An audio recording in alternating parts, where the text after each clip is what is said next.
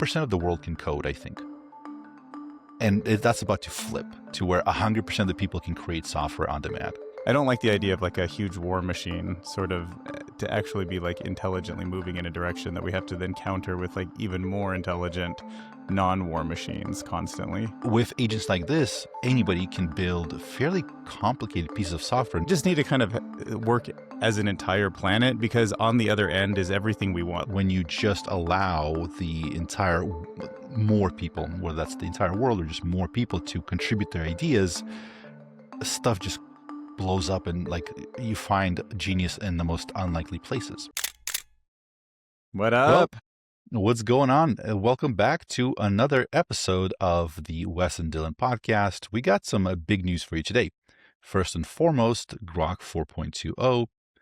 Then we also are talking about OpenAI and OpenClaw and tons of other stuff. I actually have something cooking that I wanted to talk about. But I guess, Dylan, do you want to start us Yeah, we can up? start with the updates. Yeah. So so pretty fascinating. Like not everybody seems to have it all rolled out right now, but there is a new GROK on the market, and it has swarm intelligence. I guess it's got 4 different agent swarms that are in. What else do they have for the headline here?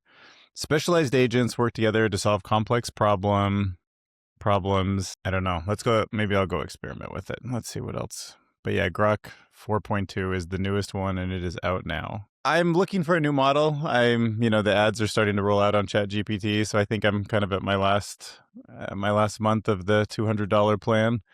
I'm going to be switching over, so I'm excited to see if GROK 4.2 actually lives up to the main reason I use it for kind of like tracking down news. It seems like it's plugged into Twitter. It should be really good at that, and how intelligent it can be when it comes to summarizing articles and like helping surface the stuff I care about, the more kind of below the news that I like to cover on my channel. So I'm excited to play with it. Absolutely. Same here. So it went live shortly before we started this episode. So we're going to be kind of trying to catch up in real time a little bit. So apologies for that. I'm cracking up. So first of all, to all the people that leave comments, all the people that leave on this channel, on my channel, I love you all. You guys are hilarious. Also, every time I mess up, wow, do I get dragged through the mud. Live streams are just, we had some guests on the live stream. We interviewed the 2 ex-Google guys from the SVIC podcast. And the whole time I'm like, chat, please, just don't be an animal. Just don't, like, come on. Keep it together, people. Keep it together. Keep it together. Keep it together. Like, I'm so worried. We need to act professional here. In the beginning, I was like, okay, chat, please be respectful to the guests. Like this is, I know, like we're all like relaxed during our regular podcast. This is different. And some people in chat were kind of surprised. They're like, dude, who do you think we are? Like, some of you are know animals. What you've created here. To those that haven't seen my last video, I'm wearing some sunglasses because, as I explained in my last video, I have some scratches on my face, and it doesn't look great. And how I explained what happened in my last video, I said the reason I have scratches on my face is because I landed on my face, and I kind of just left it off at that. So of course, tons of comments. Let's see. Wes and Dylan had a nasty breakup. That got a lot of. Well, that was like the very first video I made on Sora was us breaking up and fighting. So yeah, like maybe what you built, maybe it's like one of those things where whatever happens on Sora then becomes reality, you know? Oh boy. It's like a prediction for the future. Oh God. Yeah. What happens in Sora, is like a pre-simulation or whatever. I have thought like it feels like a lot of science fiction is coming to life. You know what I mean? A lot of these things I never thought were going to be real seem like they're around the corner. So maybe.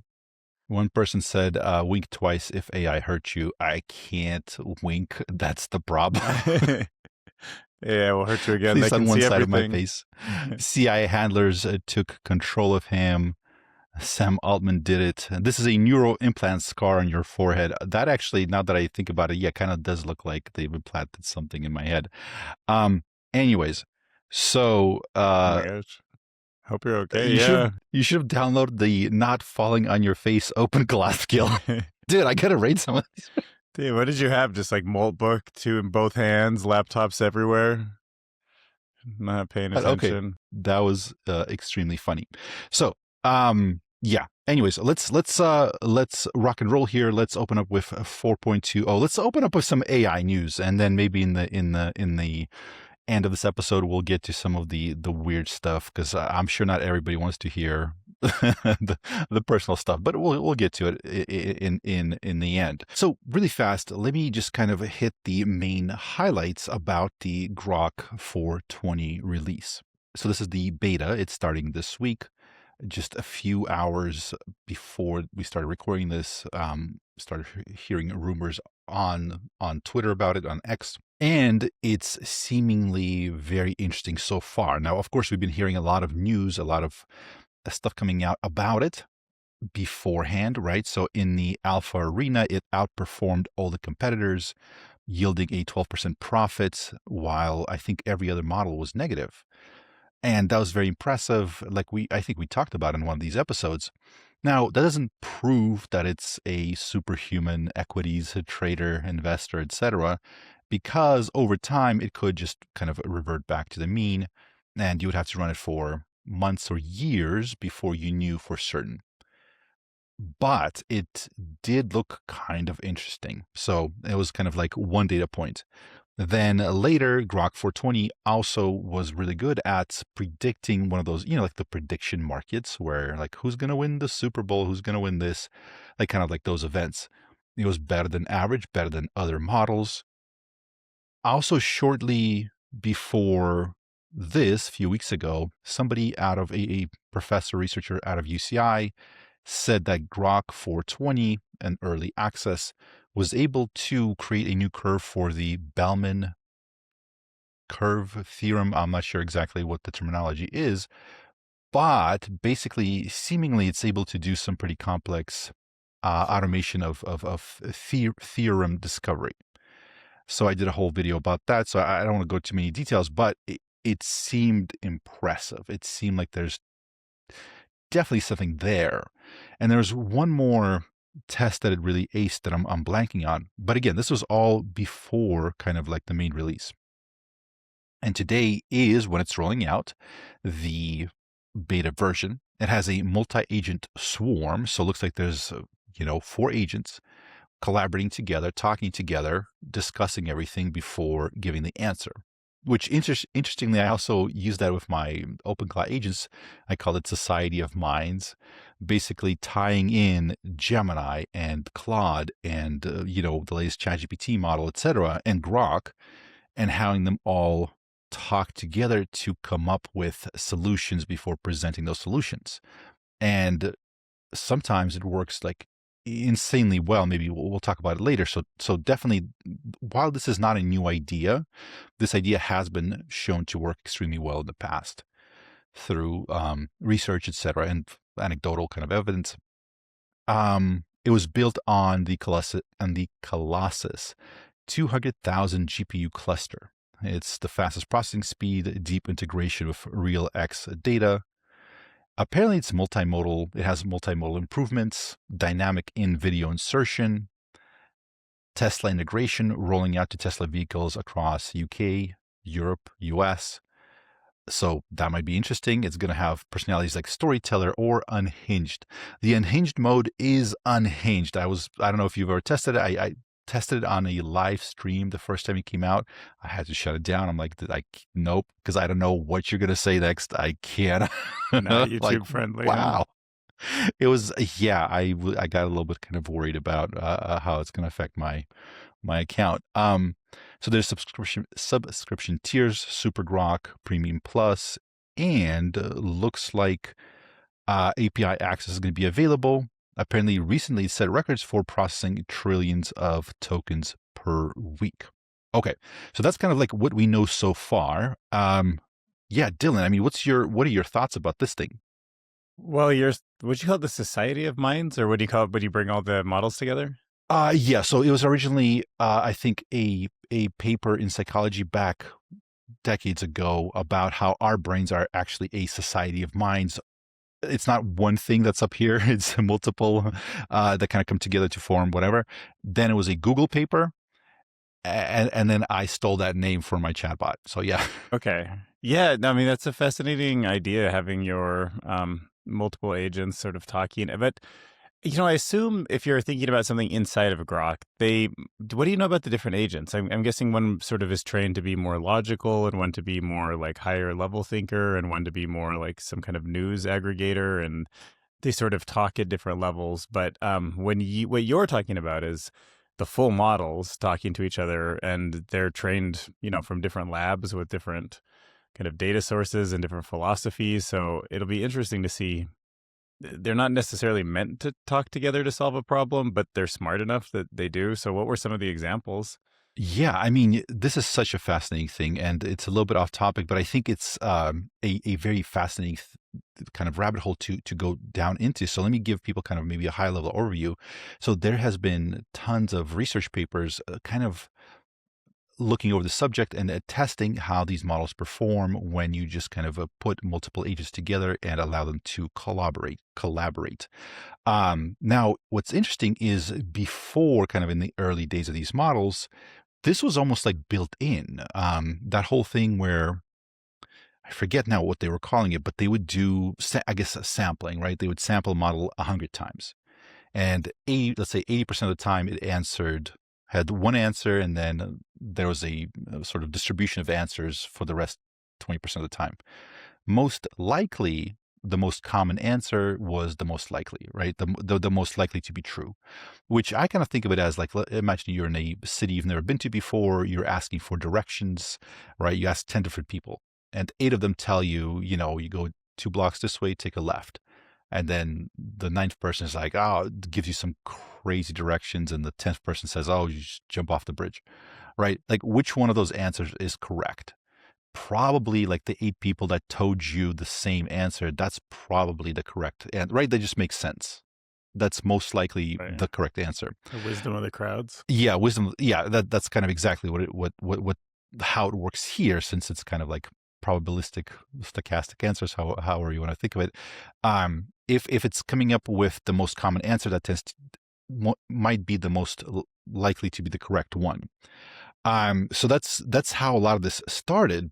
But later, when these models got good enough, what researchers were doing was putting them together to chat, to talk, to work towards some specific outcomes. Chat dev was one of them. That was the first time when I was truly impressed with how well they were able to create software and troubleshoot bugs. I was like kind of blown away, because that's the first kind of taste that we saw of that. And two, there was a great paper where they took a bunch of, they made them play Minecraft. So they made 4 of them. And so they gave them tasks, and then they talked in game and then played Minecraft. And so it was very interesting, because when one would get kind of distracted and say, oh, I'm going to run off to the other 3 were like, no, hey, Bob, like, focus. We're chopping wood because we need to build the da da da da. Bob's like, oh, that's right. So it's this kind of like, they would communicate, they would bring distracted people back on track. And basically, the sum of the parts were, what's the expression? The sum The of the whole parts is were, greater than the sum. yeah, or whatever. Yeah, basically, the 4 of them created better results than just adding each individual piece or any given agent. So, which is interesting to think about, because that's not like it's obvious that we're dealing with something different here with these neural nets and stuff like that, when by working together, they can create something better. One fascinating thing about that paper is towards the end, they really buried it deep in there, because they said at some point these things, they needed some leather or something in the world of Minecraft. And so they end up just like raiding a village and like, just burning everything down and getting what they needed. I thought that was hilarious, but that's Gosh, neither here nor there. once you have a big enough group, I guess, huh? Yeah. Yeah. At some point, they just, I guess one of them convinced They're like everybody else. they're pack hunters, I guess, when you train them that way. Yeah. Like, we need to do this, guys. Like, otherwise, how can we get leather? In my sort of experiment, so I had the OpenClaw agent itself create this society of minds, get everybody in there, and I had the API keys for the 4 big models, and they all chatted together. As an example of what that looks like is I asked so Claude to create a little tracker for YouTube videos. I wanted to see when YouTube videos came out and just kind of see how well they're doing, get a little summary. And it did, and it did it very well. It was very functional, but it burned through a lot of the YouTube kind of API credits. So it was very, I looked at it like, man, that might be kind of expensive to keep track of it because you keep having to do these calls to check. And if you want to have it kind of in real time, then you got to do like every 5 minutes or every 10 minutes. I was like, man, this is going to be a little bit expensive.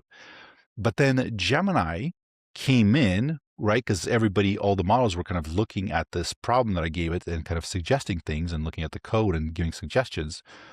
And Gemini comes in, it's like guys, why are you using API calls on this? Just ping their RSS feed. It's free. You can do it infinitely often. So just use that to see if Oh, there's a new wow. video. And if there is a new video, then use the API key to check for views. And I was like, oh my God. Like I was like, that's brilliant. And now if you're a developer that works in those environments, you kind of know these tricks, right? This isn't like rocket science, But but it's still. but still like it's not knowledge I would have had without having some, you know what I mean, some experience working with those. Um, but so the key here is that Claude created brilliant code that worked and satisfied all the requirements. But because we added multiple models, Gemini had knowledge that just made it like super efficient and basically free or as close to free as possible. Like when it went from like 10, $20 a day to pennies. And so that's an example of where it's like, okay, you can see how well that works. Yeah. Yeah, well, I mean, there's so many times it seems like in my life when I'm solving a problem and thinking over it a couple times helps, but then sometimes leaving and coming back, I just have a different mindset. Somehow I'm thinking more broadly, or I've kind of my head is in a different context. Maybe I went to bed and I woke up and I'm fresher, and you can just see an answer that you were just never going to get to by pounding the pavement, like on the idea originally. So I could see how someone like Gemini might come in and be like, Anthropic, like, this is amazing what you've done, but it's all been inside this box. Why don't you just solve it this way, Yeah, and I mean, if you think about it, we kind of see that live happening with, I mean, OpenClaw is the thing that's on everybody's mind, but any open source project, right? It's like, why couldn't Anthropic or Grok or Google or anybody else build something like OpenClaw? I mean, part of it was, I think it was like really sort of like safety off, full auto mode, whatever. Um, but it's obvious that they wanted to, or take for example Manus AI. So Meta bought them for I forget how much, but it was like a big chunk of money. Why couldn't Meta, with all the resources, build something like Manus AI? Right? They have brilliant people on staff, et cetera. Tons of, I mean, OpenAI coming out and beating Google at their own game basically early on. Again, there's a million examples like this where it's like when you just allow the entire more people, whether that's the entire world or just more people to contribute their ideas, stuff just blows up and like you find genius in the most unlikely places. Which is why, and I think this is very much kind of underappreciated, with agents like this, anybody can build fairly complicated pieces of software. And maybe if you have time, I'll show you what I've been building without writing a single line of code. And that is, people don't realize this yet, but it's available to everybody in the world now. We're going to see some wild stuff because it used to be like, what, 2% of the world can code, I think.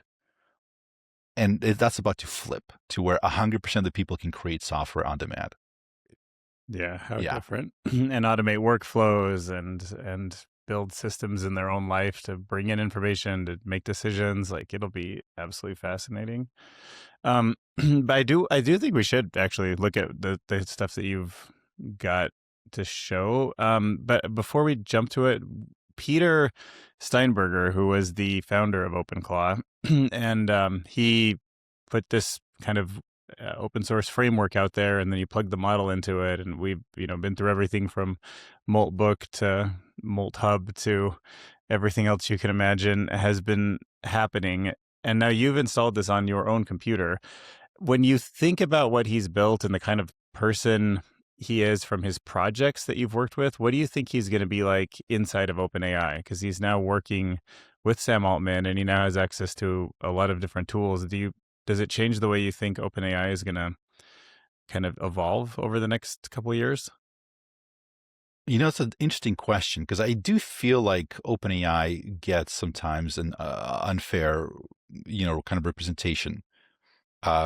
Basically, I think that they believe a lot of the stuff that they're saying, and in the industry, people that work with them do perceive them as open and trying to do their best. And in fact, recently, I feel like the sentiment with Anthropic kind of like really shifted, right? Because Anthropic is the one that's shutting down these projects, the one that's using a lot of lawyers to push people around instead of working with somebody like Peter Steinberger. I always forget. Oh, I don't know why I forget his I last think name. that's right. Steinberger. Yeah, So for, Steinberger. yeah, That's right. Peter with Peter, the creator of OpenClaw.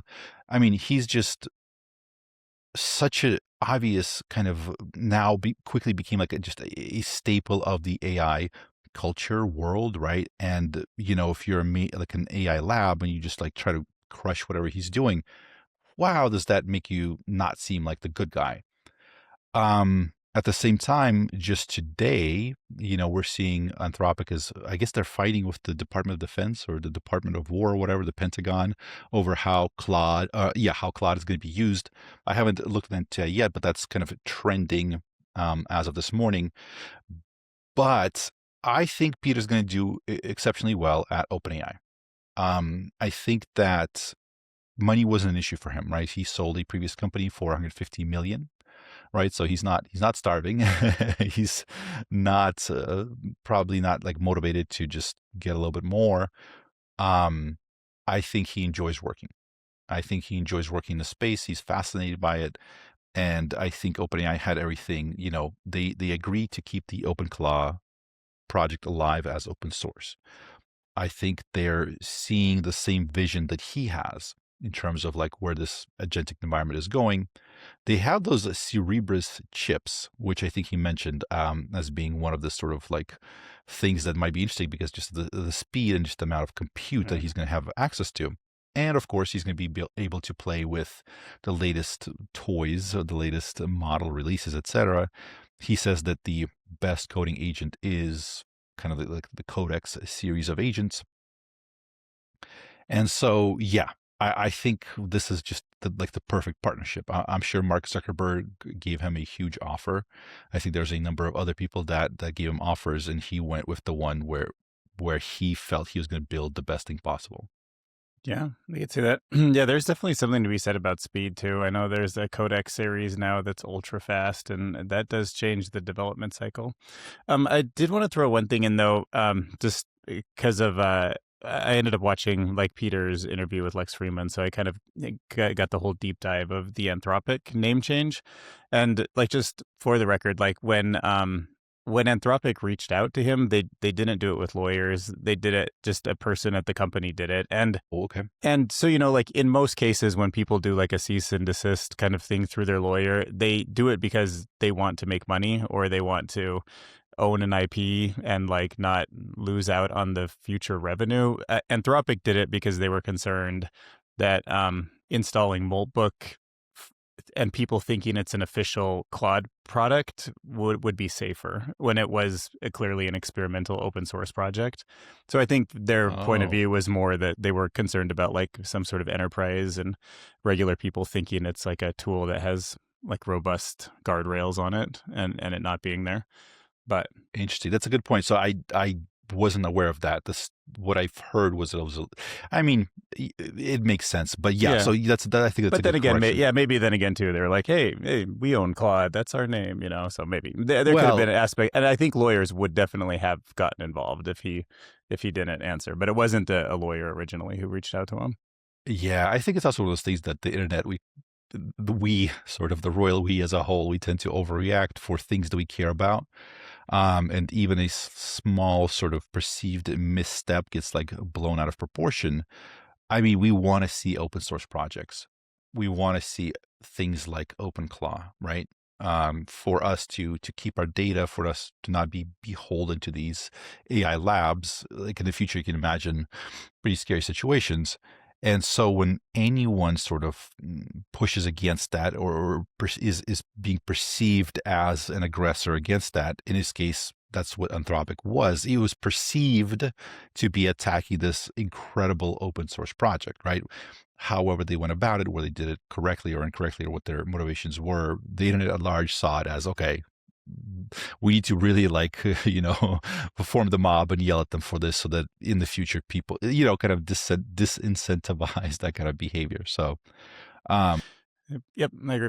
Yeah, and that idea about the Codex series, gosh, I wish I could remember the name of it. I should look this up, but I think one of the new codecs that's coming out of OpenAI for coding has an extremely fast token. It might be on the Cerebrus chip or something, but I know that it's coming out.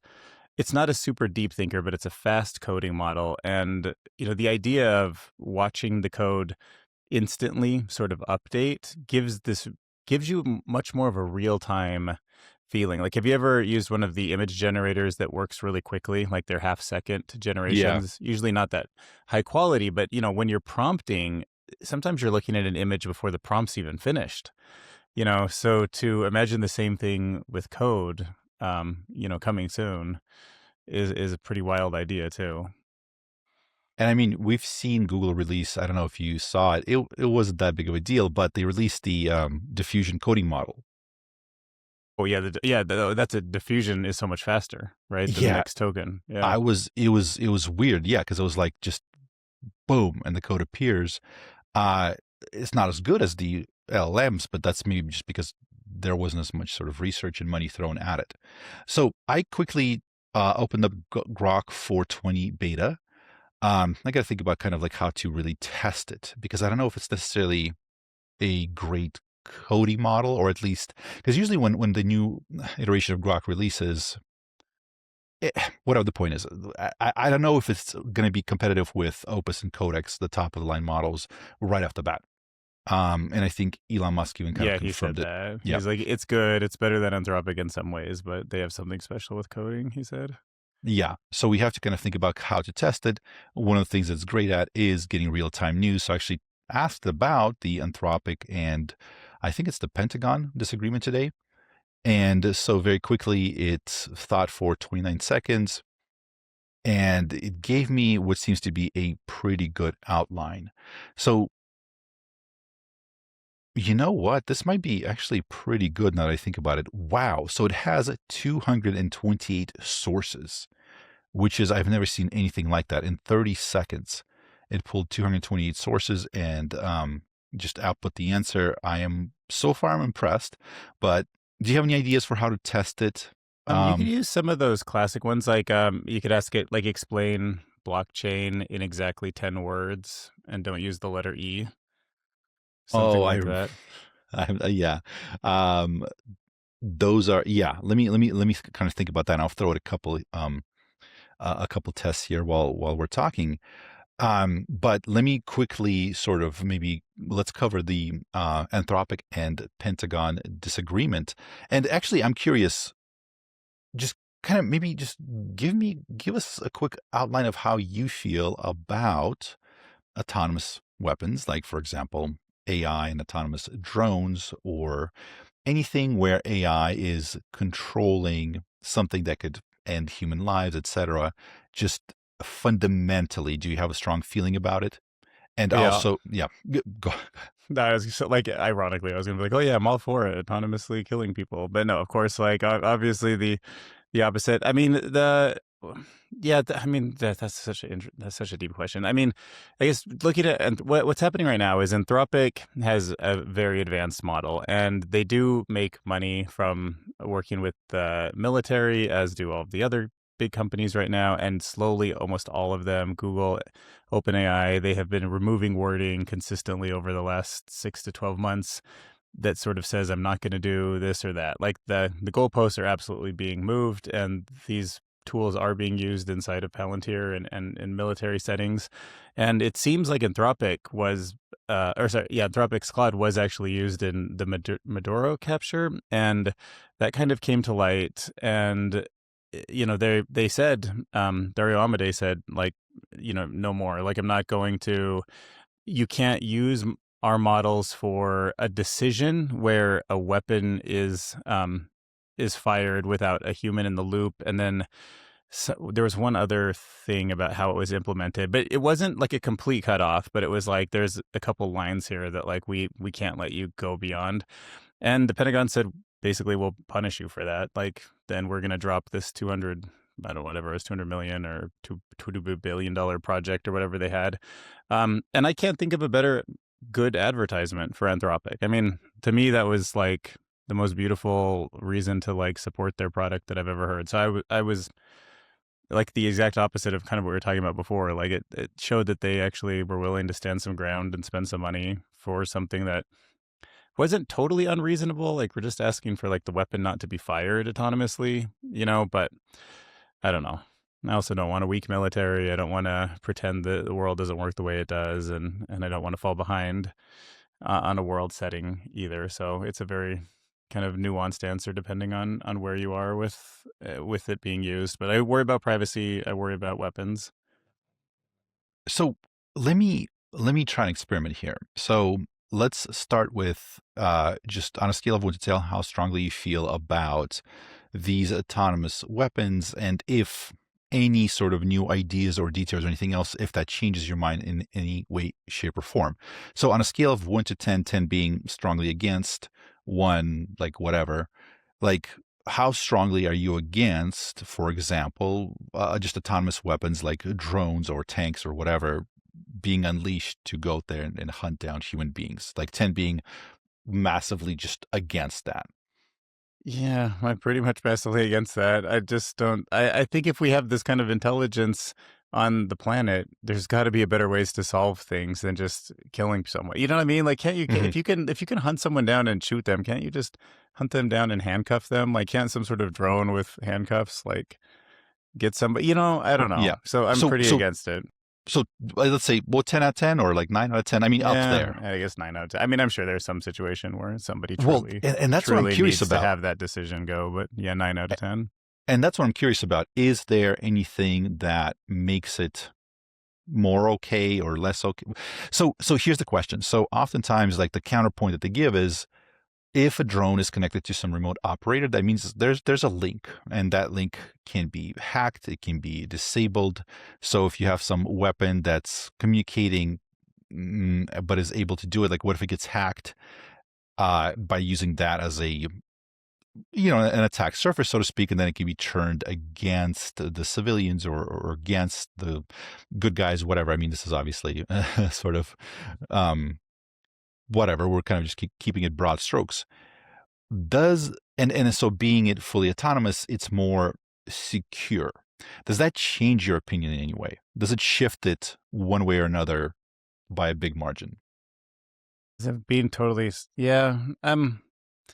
Yeah, I mean, look, there's models that if they are running totally autonomous and they have this incredibly high confidence that taking some kind of action to hurt somebody is going to save other people, it's kind of the trolley problem. Yeah, I don't think I could just say like never, ever, ever. I feel like the Pentagon just changed my camera on me. But yeah, like there's just like there's just such a rare situation where I think that would come up. But yeah, I can't say I'm totally against it in all situations. Yeah. Just So yeah. for me, I was like always very nervous. I was scared about, like, scared where it could leave. And I understood kind of like the counterpoints about security and safety, but I was like, man, still seems like just a slippery slope. The only counterpoint that I've heard that I was like, huh, kind of made me think about it a little bit more was, surprisingly, it was uh Arnold Lucky Palmer. Palmer. Uh, Yeah, that's funny. I don't think Arnold's in there, but Arnold Palmer is a thing. Arnold is But it's yeah, not Lucky Palmer. not the Yeah. golfer, not the drink, the I think Palmer Lucky or Lucky Palmer. Lucky Palmer. Yeah, so Yeah. he was one of the developers of VR early on, pivoted to now more defensive tech for the Yeah, he's United building States. an autonomous fighter now.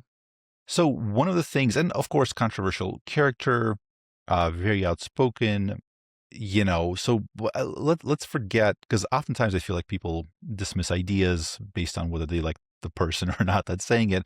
Forget that for a second. And one thing that he kind of said was like, look, we've had autonomous weapons for centuries. She was like, what are you to centuries? What? And he was like, yeah, I mean, if you think about something like a landmine, right? So you bury it and then it sits there until somebody steps on it, right? And then it blows up. That's, I guess, yeah, I guess it's an autonomous weapon. And obviously there's no sort of human in the loop once it's armed. Like a human doesn't, get to check in, like, do we blow that person up or not? No, it's like if there's pressure, it blows up. And even if you go to medieval times, there's examples of various traps during sieges, whatever they, I guess you can call autonomous weapons. So he's saying it's not the autonomous part that's new. It's the intelligence part that's new. And of course, I mean, some people, I'm sure people are aware that there have been places in the world where I think Bosnia was like kind of, I think, really, really bad for this, where during the war, they just put a lot of landmines in the forests, on the road, et cetera, et cetera.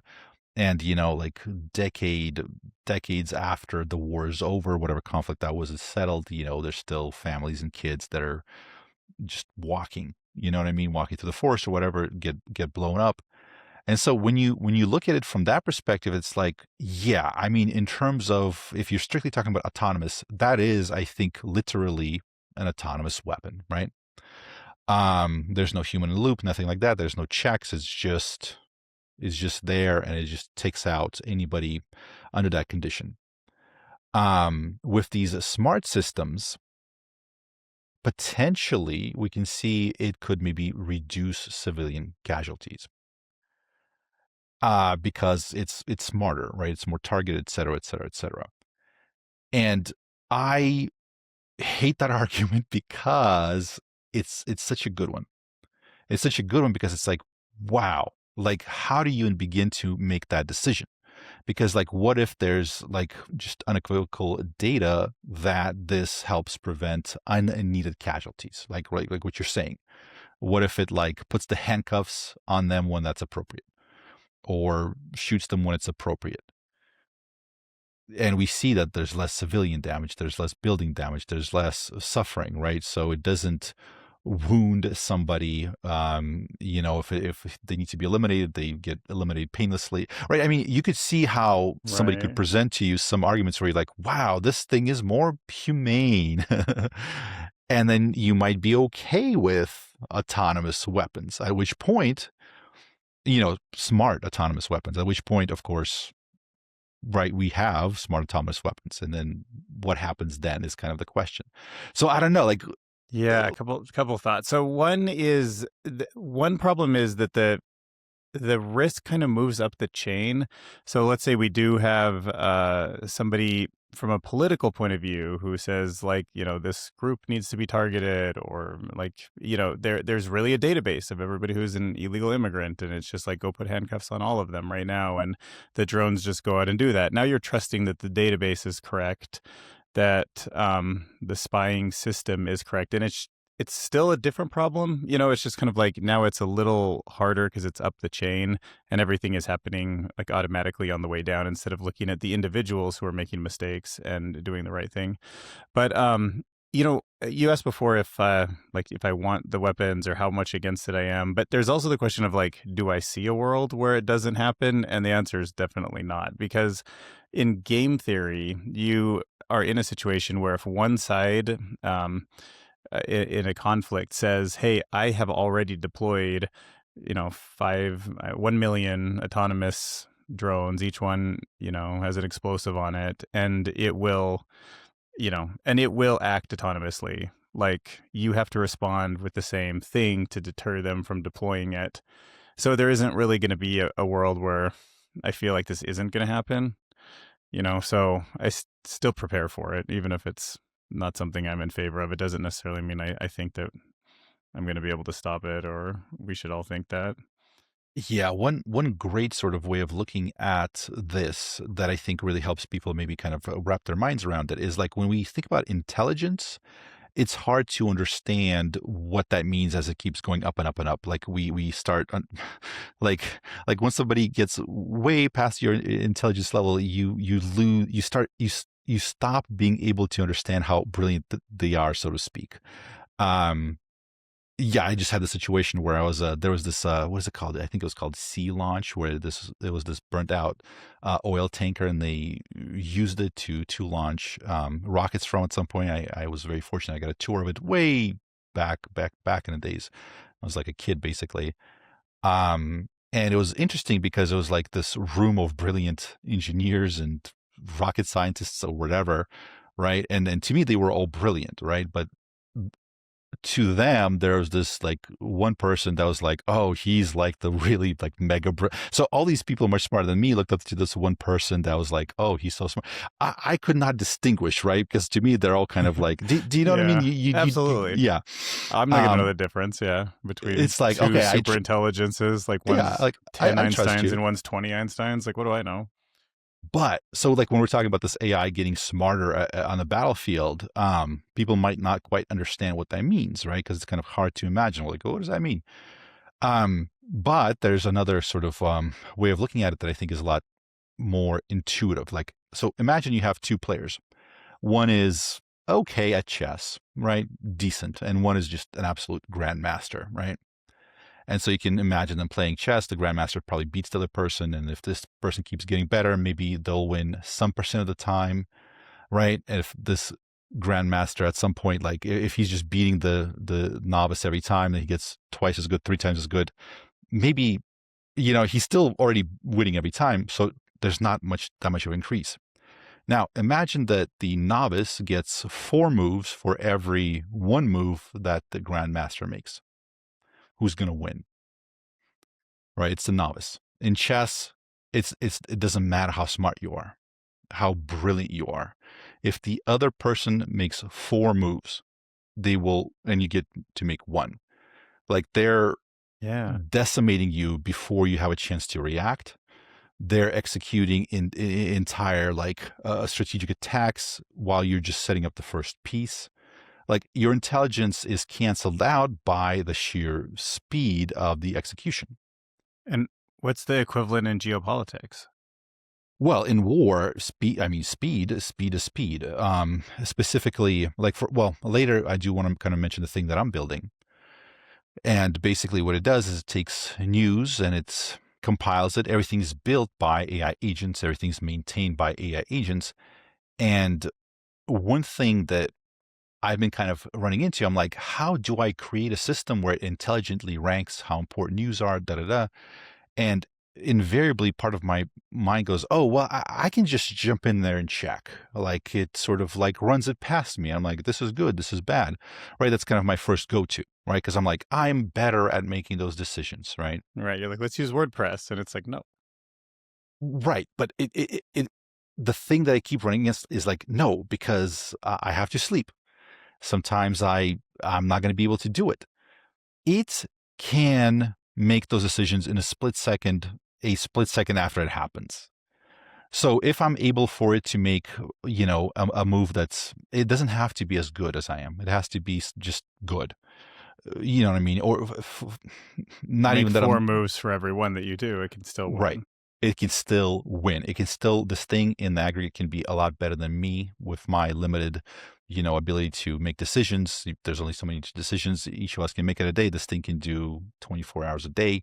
So it's like, it's one of those things where just speed and the fact that it's automation will beat out a human any day of the week.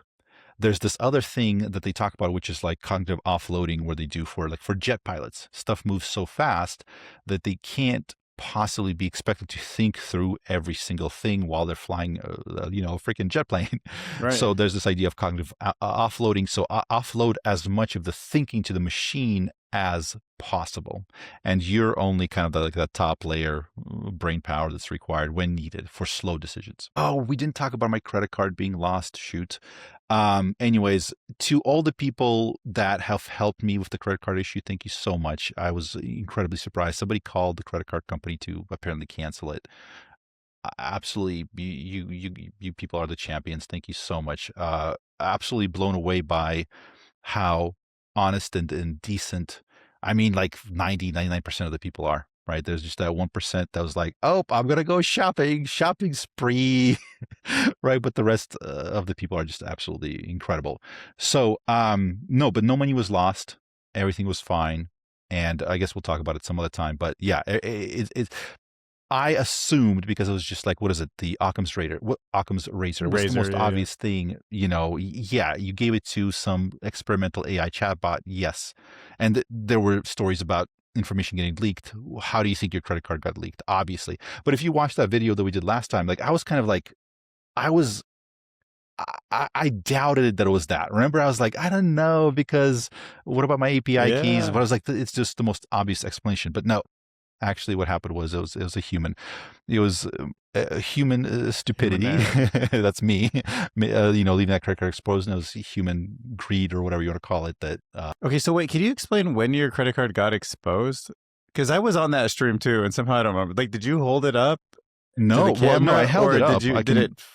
I can hold it up right now No, because it's don't hold it up canceled. No, no, again. no, it's canceled. No, That's a no, new one. I Okay, old held it one. up, and Yeah. it was one of those that on the front has nothing. Just the logo, everything's in the back. So you thought So, you were safe. well, no, that's safe. Like, what are they gonna? They can't do anything with that. It's just a piece of plastic. And then on the stream, I typed it into OpenClaw, right? And then it tried to check out, and eventually it did. It figured everything out.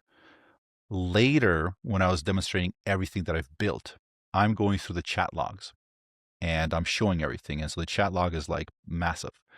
And I was very careful. You know what I mean? I blocked out the stuff that I didn't want there. I tried not to show the stuff that I wasn't there, that I didn't want there, et cetera, et cetera. There was like, I think like a frame, one frame, right? So whatever, if it's like 60 frames a second or 24 frames a sec, right? 20 per Yeah, second, 24, whatever, 30, whatever it is. 60, whatever it is. Yeah, Yeah. yeah, yeah, yeah, whatever it is. There must have been just a few frames where the credit card was visible. The number was All it visible, takes. and that's all it takes. And I mean, somebody called it in. Thank you. I truly appreciate that. And it's important to understand that, look, I don't do this blindly. Like, I know I do a lot of things that are quote unquote risky, but it's like part of what I do. So that credit card was with a bank that I have no other relations with. So it's not like my main banking, whatever. It's a very low limit card. I have alerts set up. You know what I mean? So it's like before ever putting it anywhere, like I knew like that thing could have been nuked and stolen. Like it was set up with a firewall around, if that makes sense. To everybody that saw it and alerted me and talked about it, thank you so much. I felt very, very So, silly. Mhm. out of curiosity, when you put your credit card number out on the internet, what do people try to buy? Um, yeah, dude, people are weird, man. Was it like new? Was it all computer components like Newegg and stuff, or was it Let's like? see, tons of developer related stuff. So there's like GitHub and this and that, a bunch of charges for trying to get money out through PayPal. So actually trying to get cash. Um, few of them look like Valentine's gifts, so Oh like my some sort of like gosh! I'm like, yeah, You have a bunch of sweethearts in your audience trying to do the right thing to their loved ones. well, I mean, I guess depends on what you mean by the right thing. To PSA to the people out there, if you're jacking Stealing credit credit cards online, card, yeah, that doesn't make it okay. Just because you're buying flowers doesn't mean you can steal credit cards. that is like no, you're doing Valentine's wrong. I think. Women will Um, not appreciate that. Like, I stole this credit card for you. It's not Aladdin. yeah, so I lost $0.00, and I'm pretty sure that the merchants. So because sometimes I used to run a lot of the e-commerce, like if somebody charges stuff up and the person doesn't catch it soon enough, the merchant can still lose money because if they shipped something to the person and then the dispute comes through, well, the merchant lost money, right? Which really sucks. So in this case, I don't think anyone lost any money. And I woke up and within 2 hours of the first fraudulent charges, I was like canceling. I was on the phone with the bank, but while I was on the phone, they're like, "Oh, did you try to call in earlier to report your credit card stolen?" Somebody else had. Somebody else had, and they mentioned it in the comments as That's well. cool. So to that person, wow, you're an angel. Thank you so much. This So if is you find a credit card online, you can call it and be like, hey, I saw this number online. You should cancel it. apparently, yeah. The thing is, at the time, I wasn't sure what to make of it. Plus, I wasn't really thinking about that because I was just trying to like, let's cancel this thing. I thought, okay, maybe that's like, what is it called? Social engineering. Somebody's like, you know what I mean? Maybe that was a way for them to try to get some information out. Like, oh, can you, cancel this one, send the new one to this address. I didn't know what to think of it, but looking through the comments, I realized somebody did report it. So, like I said, like the Kudos people on are that amazing. person. Yeah. Yeah, people are amazing. Thank you so much. This kind of like, I still have a lot of trust in humans. There's always like the few bad apples that I think like ruin everything for everybody. I think the whole thing with OpenClaw and Moldbook and stuff like that, that's really, there's probably just a few people that really did bad things, and the rest of the people were nice and sincere and conscientious and all that. So I would think so. The world's full of mostly good people. I do believe that very, very strongly. So still to this day, but yeah. So yeah, anyways, it was me being foolish, but it was like, look, it's like a stuntman jumping out a window. Is it risky? Yes, but it's kind of also, you understand that this is kind of what You they knew do. what could happen. Yeah. Yeah, this wasn't a shock to me. This wasn't unexpected. So I just do want people to understand that. But at this point, as far uh, there's been no breaches. I guess I should say this with OpenClaw, my use of it, zero security issues. I do not have it interact with anything where somebody can talk to it on the internet, right? So it doesn't answer email. It can read email. It can't answer email. It can read comments and it can't answer comments. It can, you know what I mean? So that's I think the thing that kept me super safe. Just don't have anything where somebody can interact with it and give it instructions.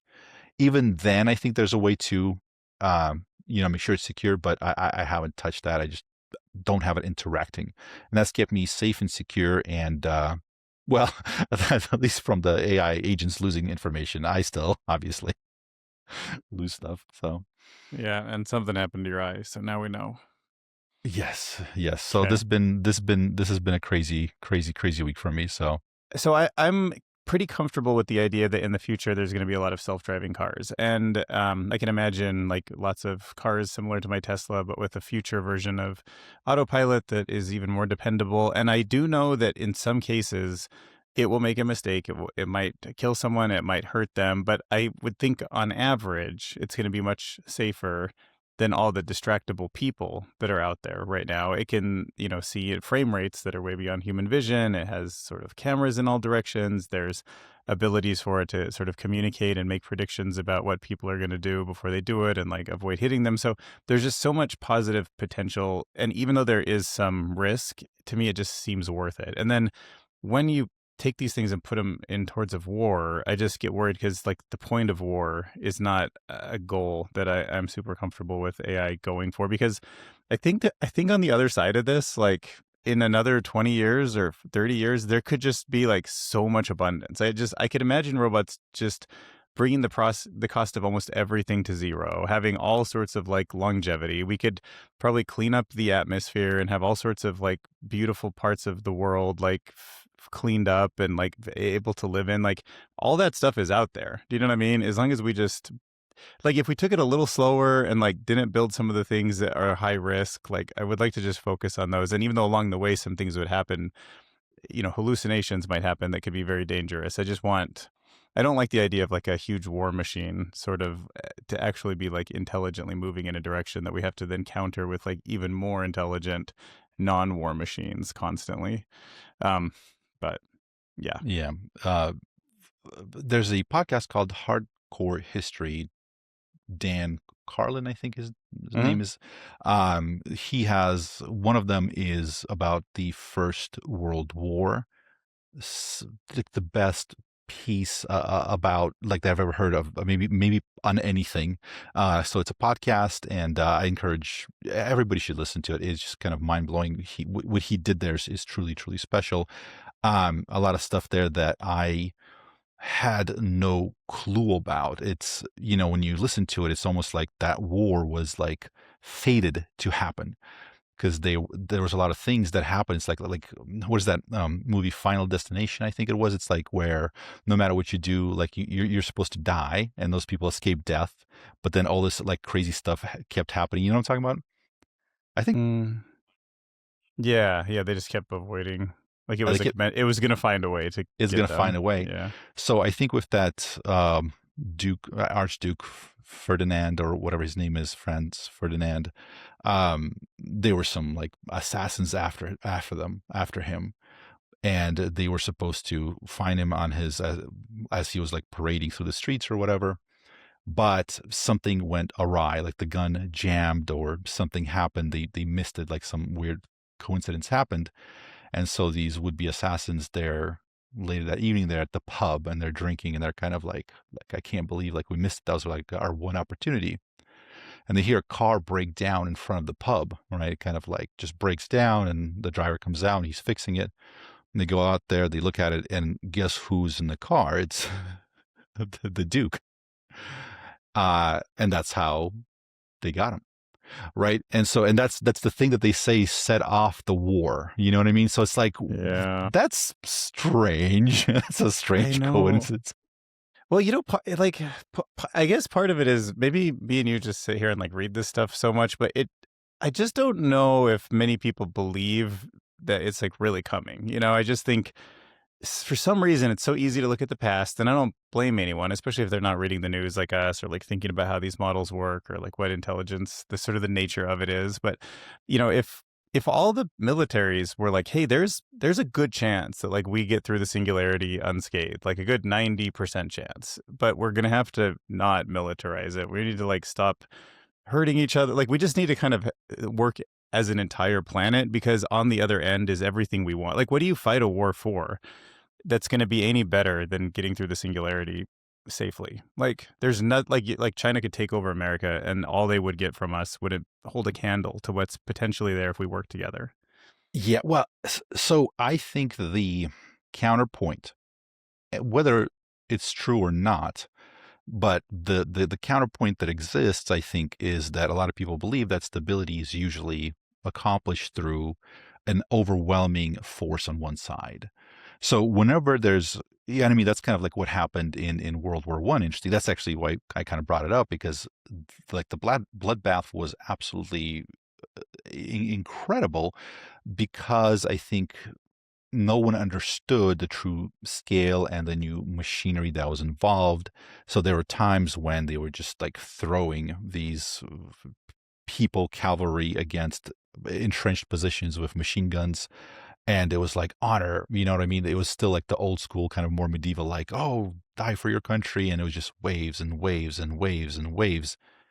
And there was a couple guys here with machine guns, and then there was like thousands of people here on horses, and no amount of throwing bodies at the machine gun nest would ever Right. take, Oh. so it was like one of those Yeah, things yeah, where, yeah. yeah, people, for people that want to know more about it, please, because I might be getting some details wrong, please like watch that, listen to that podcast. It's absolutely incredible, because it just spelled out how it was like the perfect storm of things going wrong, because it was also like the populations of the countries were exploding because the farming methods were better. So these countries were fielding bigger and bigger sort of amount of people that they could put out there. It was just unprecedented. He compared it to the wars of old, and it was like back then the amount of people that died in the biggest wars possible was a joke compared to like on a chart, World War One was just like way up there. Anyways, my So is point. that oh yeah. No, go ahead. Well, You had a point. I didn't want to cut you off on it. yeah, no, just the point is that I think often they say that an overwhelming force on one side is what keeps the peace. Sometimes people also draw the connection because of what's happening, like south of us in Mexico and South America, with a lot of the cartel activity and stuff like that. And again, I don't know too much about it, but my understanding is if there's one kind of overwhelming force, things tend to be a little bit more stable. When there's multiple forces that think they can take over, that's when like the really, really bad stuff And you happens. do see that in the animal kingdom too. I mean, a lot of like stags and chimpanzees, like the fighting happens when two people look like they both could win. But when it's clear that one's a winner, when one bangs on their chest and the other one does, and like one's clearly stronger and the other backs down, things are safer. But Yeah. is that how you see it playing out? Do you think that either like China or some like Pentagon war machine comes up with some kind of AI model that's just so good at doing whatever the the control mechanism is, like that it just ends up kind of saturating the world? Like everyone in the world just gets a notification that like, hey, here's the rules of society, and if you break them, then these agents will come get you, and they're decentralized, and there's no way you're gonna stop them. I mean, the scariest thing is both sides. And I guess I'm saying both sides as in US and China, because even before AI, people were concerned.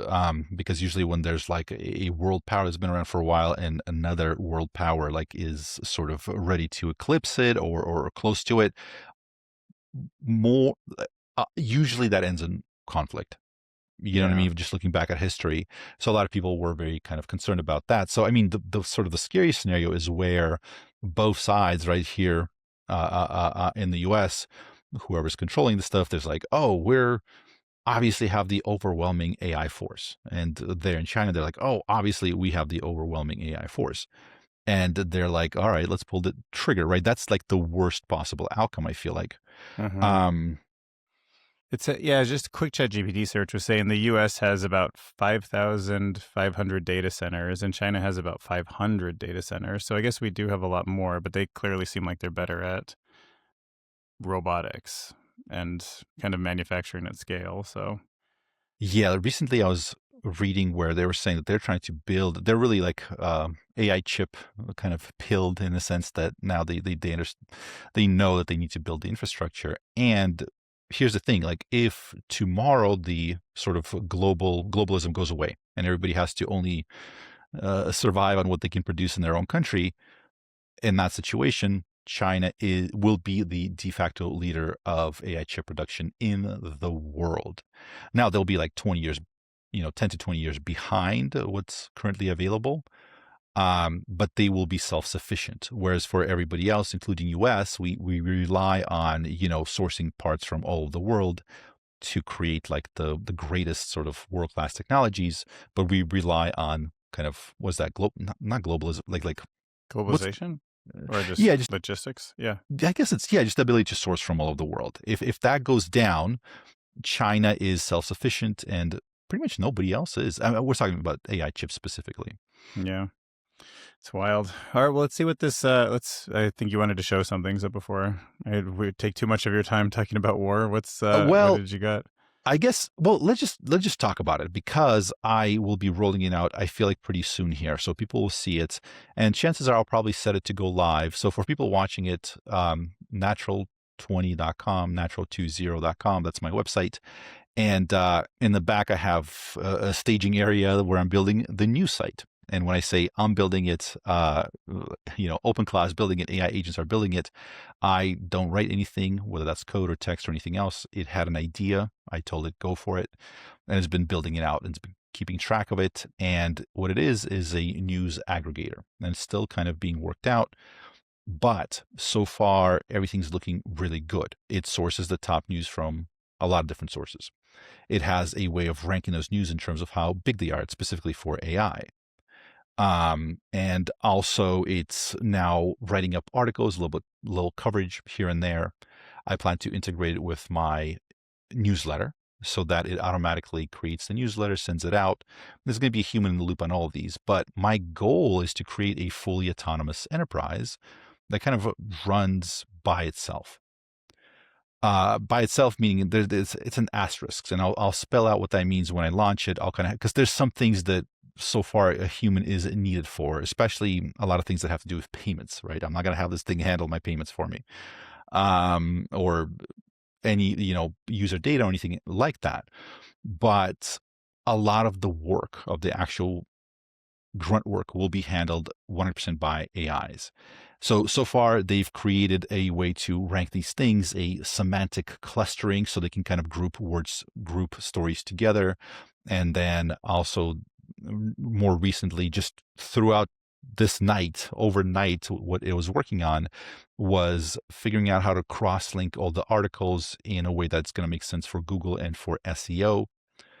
One interesting thing is like I'm almost concerned with because what I want to do is I want to have this completely open and visible to the public, like the actual how it's being built and giving all the data and stuff like that. Um, and one of the things that I want to kind of experiment with is SEO, right, with Google search engine optimization. And one of the ideas that I had is actually for each article listing where that article at the bottom, the AI just go through every day and they kind of show where that article is ranked in Google and Bing and whatever other search engines that are out there. By the way, my site is getting a lot of traffic from ChatGPT, interestingly. So that's one other thing that I'm going to be exploring. Like, how does this, they call it GEO. Oh, I was going to ask about that. Yeah, like the SEO of, what is it called? And what does it stand for? They kept saying GEO, which I'm like, G, because I would have been like AIEO. Yeah. AIEO. AIEO. Yeah, but that sounds, but no, G. And I'm like, is it Geo like Geo? Why Geo? Generative. I finally saw it today because the agent wrote it out. It's like generative engine optimization. So they're calling that generative engine optimization, which, okay, I guess AIEO sounds weird. It sounds like you're yodeling. But yeah. So, but here's the thing. Let me dive into this for like 2 minutes really fast. So I used to do SEO back from like 2011, right? So I kind of followed the space and kind of followed a lot of the experiments and people posting their stuff. So basically, for those that don't know, there's on-page and off-page SEO, and that's how much you rank in Google, right? Because Google has ads, but the rest of the results are organic. And if you're ranking for the organic results, you get a lot of free traffic. And there's people that are making tons of money just ranking in search. And so how it works is there's on page and off page. And on page is everything that you have on the page written out that tells the AI, the Google search crawl bots, as they're called, kind of what your site is about. And off page is just basically how sort of other sites recognize you. The more they link to you, the better it is, etc. And over time, over the last 10, 15 years, whatever it was, how Google does their sort of on-page SEO, how they rank websites, more and more tools came out to try to like crack that algorithm, right? So over time, they realized that there's certain rules to it, obviously, right? But they sort of like reversed engineered it. Here's the thing. We're now in an era where you can have autonomous AI agents or sub-agents. It's able to launch its own like sub-agents to do certain specific tasks that can run continuous experiments on these websites on each page, shifting how the word structure is. And then waiting, 24 hours or whatever, seeing how that affects the movement of the actual listings on, in Bing, in Google, etc., and just updating it. And the thing is, it's not like rocket science too, because like if the number one result, if you're just copying it or you're looking at what's working there, right? So it's not like it has to understand everything. It's like, okay, you're number 5, it's number 1. What is the number one thing that you're doing that you're not doing? What are they doing that you're not doing? And so it shifts it. And that can be running on every page. And that's, you know what I mean? And it could be out there like reading all the other ones that are above you, coming up with theories on why they're doing better, reading about the algorithm, then updating your text over the evening and the next day. That's crazy. So what do you think Google would do if they saw somebody just putting all that stuff out there as an open case study? You know what I mean? Like they might not like it because that seems like a pretty big threat to what's the worst that's going to happen? They're going to like derank you or something, and like you have your own audience to share it with. I don't know. Like it's interesting. I don't think you would get anything too serious. Here's a funny story that I think some people are going to get a kick out of. Back in the days, this was a while back, 2016, maybe like 10 years ago. There was a person, I used to know his name. There was a SEO competition. So people basically had to all create brand new sites, and whoever was able to rank and get the most amount of traffic from Google would win. So it's like kind of this SEO nerds kind of having a little fun contest, whatever. one person who's well known in the industry for kind of like knowing how to do this stuff creates a website, it ranks, it's pulling in tons of traffic. Here's the problem. He used the lorem ipsum text on most of it. So the headlines, H1, H2 tags, like the headlines were keyword rich text. So if it was like, best workout gear, it would say best workout gear in a paragraph, but the paragraph was gibberish. It was lorem ipsum, right? Lorem ipsum is that nonsense thing that looks like it's English. So he ranked a gibberish website just with, keyword stuff, keyword stuffing, I guess you can say, and stuff. Yeah. I remember back in the day. Now, that site, a week after it was like kind of published, that case study was published, that site got nuked, and any other sites that he had related to that site just got nuked. Like Google just dropped the bomb on them, right? Because they don't want people knowing that, because that's like, because most likely they have good some point. Yeah, they could flag you, and you also have a YouTube account to worry about and all sorts of other stuff. So there's stuff that I would love to test out that I'm not touching. I'll mention it like here on this podcast for people that are interested in maybe testing it out. By the way, if this is something that you're interested in, maybe like leave a comment. Let me know let us know that you're doing this, because we'd love to kind of maybe pay attention to it. Write And up a blog. Yeah, and if you want it covered anonymously, like if you want to talk about the case study and you just don't want us mentioning the actual website and stuff like that, we'd be happy to do that as well, because this seems like it's going to be massively disruptive. But yeah, so I guess it seems to me like the algorithm, when ranking pages on the internet, would notice new pages and rank them down. I mean, if you ever signed up for like a new YouTube account or a new Instagram account, it's like very low trust. Like they don't let you just post very often, and they're not sure who you are. And then over time, other people kind of interact with your account and the trust score goes up and you get more kind of freedom. So it seems to me like you might hurt yourself changing the content every day, because it's going to be like, oh, this is new, this is new, this is new. And then it's really, at least the way I used to understand the algorithm for ranking, this was years ago, but they really didn't trust what was on your page very much. They trusted who linked to you. But if you have the domain rating, then they trust each new thing that you published. In I think it was 2012, they released a caffeine update, which actually gave positive signals for freshness of the page. So a lot of people just gamed it by making daily updates, especially on certain subjects. So, news subjects needed to be updated more often. That's a good point. Versus, if you're doing something historical, history related, like maybe you don't need to update every day, right?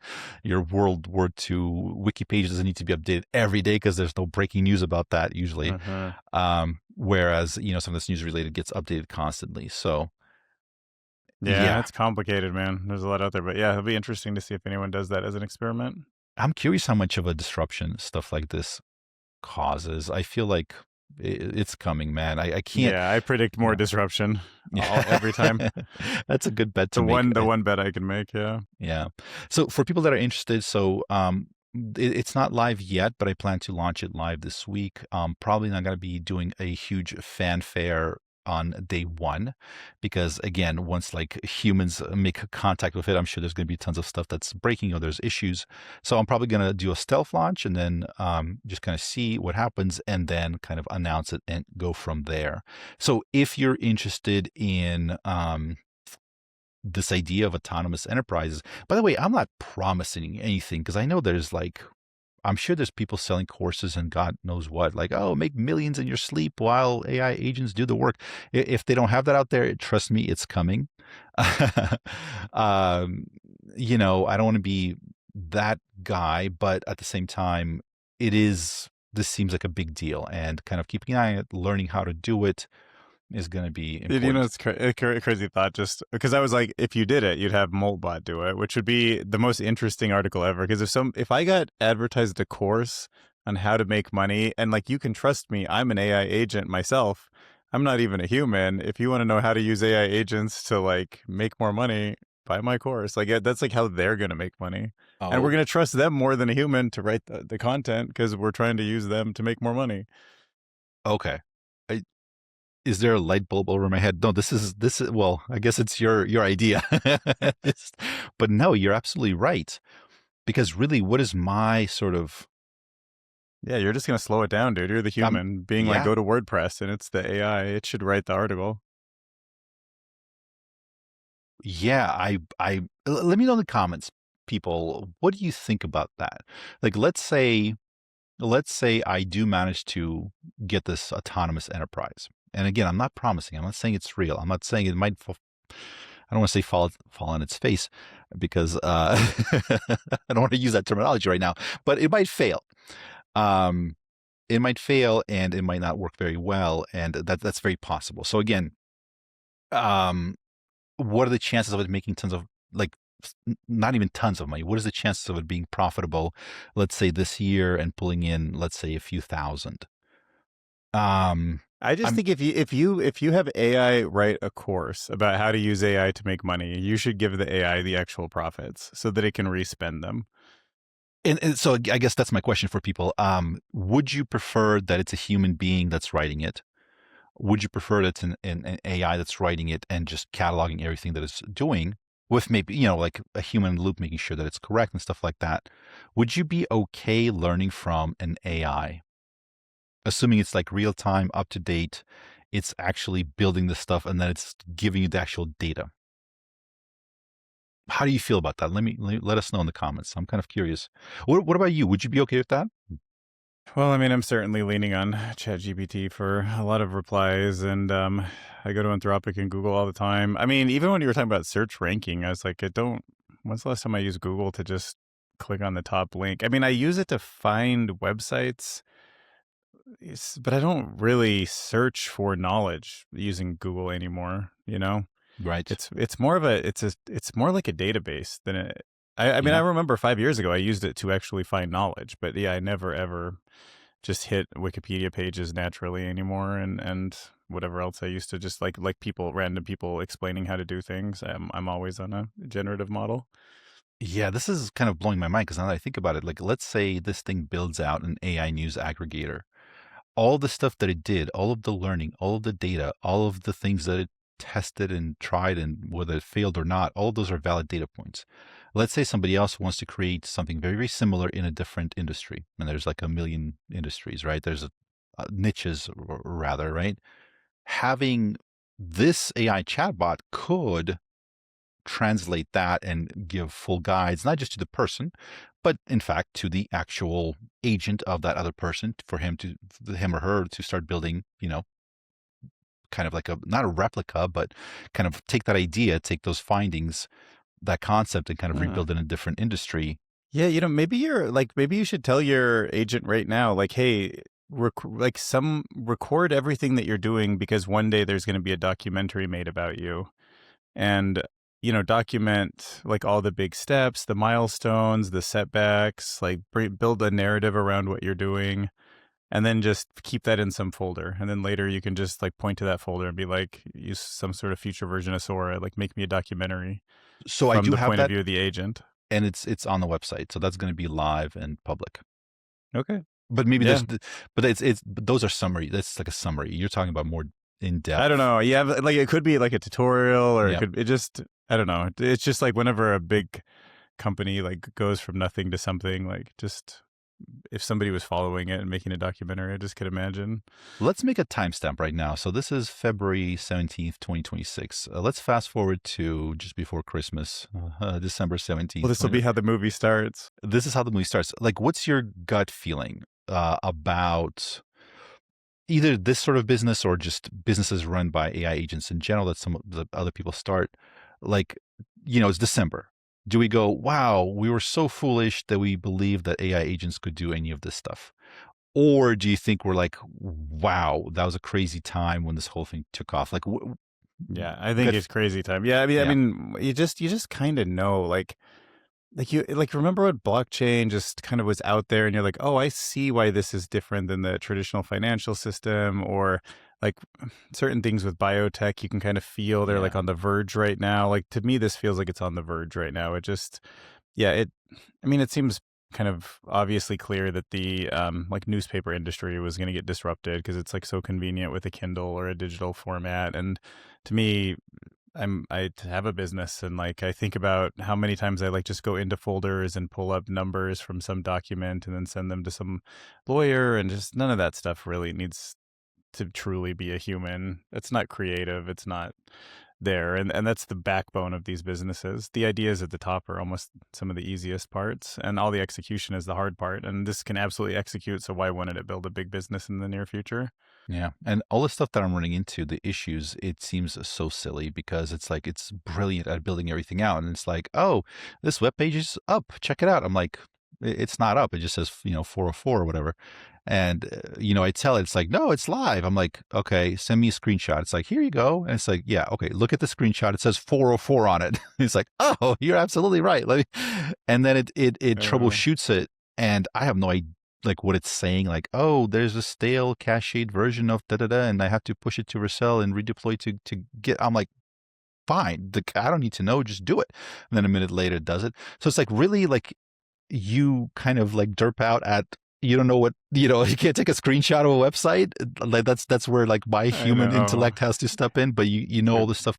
Anyways, but I I think think that's my gonna get fixed. Yeah, it is so weird. Like one time my friend Dan was putting he like had a picture, and let's say it's a dinosaur or something, and he's like, put a hat on the dinosaur, and then it was like no problem. And then it came back with like a picture of like a cup. And I was like, I asked you to put like a hat on a dinosaur and you gave me a picture of a cup. And it's like, you're absolutely right. I don't know where that came from. And then like the hat with the dinosaur comes next. I'm like, where'd you get the cup from? Like there's like you weren't even in the ballpark, you know? Yeah.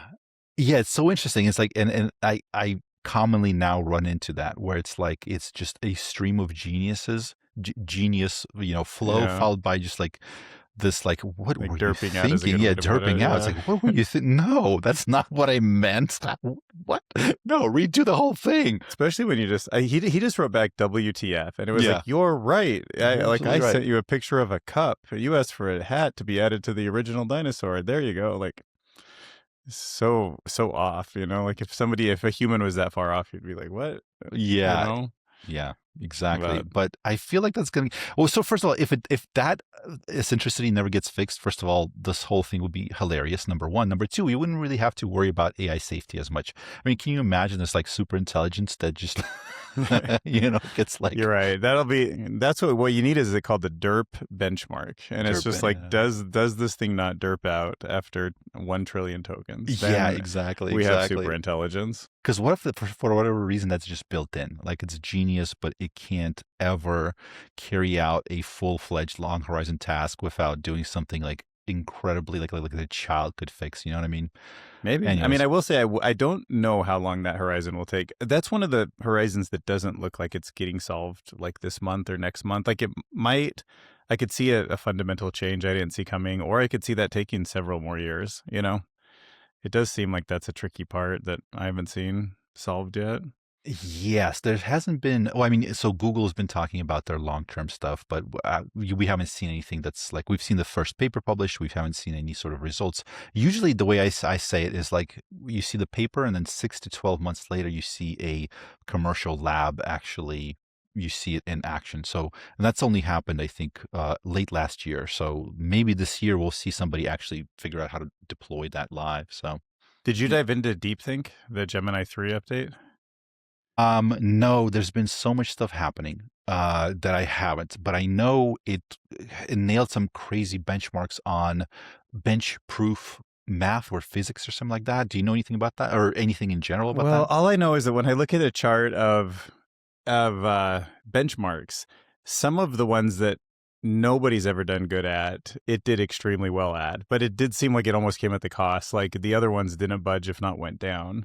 So I know they tried. I know that model has kind of a new way that it's kind of going about solving scientific problems. But I can't talk more than that right now. I didn't look into it enough. So Yeah, neither have I, unfortunately. It's just like it's like we can't keep up with everything at this point. It's going way too fast. So, yeah. But all right, we should probably end it. As poor people have been listening to us ramble for a long time. So thanks for everybody hanging on, and we will catch you guys in the next video. If you made this far, thank you so much for watching. You're a trooper, amazing person, and we'll see you in the next one.